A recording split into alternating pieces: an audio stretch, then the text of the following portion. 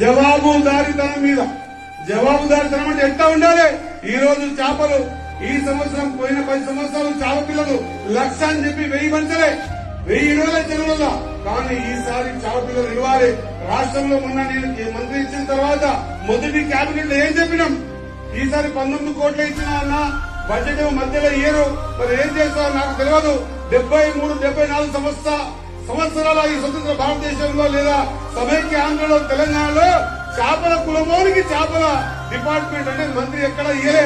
మొదటిసారి చేపలోనికి చేపల మంత్రి ఇచ్చినావు, ఈసారి చేపలుగా నేను ఇవ్వకపోతే మందిలో చులకనైతా అంటే క్షణం కూడా ఆలోచన చేయకుండా 123 కోట్ల రూపాయలు 84 కోట్ల రూపాయలు చేపలకు 28 కోట్ల రూపాయలు రొయ్యలకు ఇచ్చి వారం 10 రోజులలో ట్రాన్స్పరెంట్ గా ఏ చెరువులో ఏ చేప వదులుతున్నాం. చేపలలో కూడా 3 రకాలు ఉంటాయి. ఒకటి మీద మేస్తుంది చేప మేత మధ్యలోకి పోదు, ఇంకో చేప మధ్యలో మేస్తుంది మీదికి పోదు కిందికి పోదు, ఇంకో చేప కింద బుడదలంటుంది అది పైకి మధ్యకి రాదు.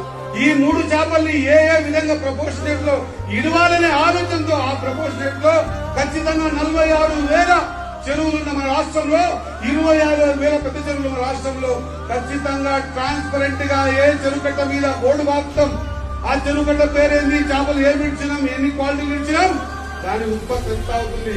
5 నుంచి 6 టన్నుల చేప పిల్లల ఉత్పత్తిని చేసి జవాబుదారీతనం మీద జవాబుదారీతనం అంటే ఎట్లా ఉండాలి. ఈ రోజు చేపలు ఈ సంవత్సరం పోయిన 10 సంవత్సరాలు చేప పిల్లలు 1,00,000 అని చెప్పి 1000 పంచలే 1020 చెరువులలో. కానీ ఈసారి చేప పిల్లలు ఇవ్వాలి. రాష్ట్రంలో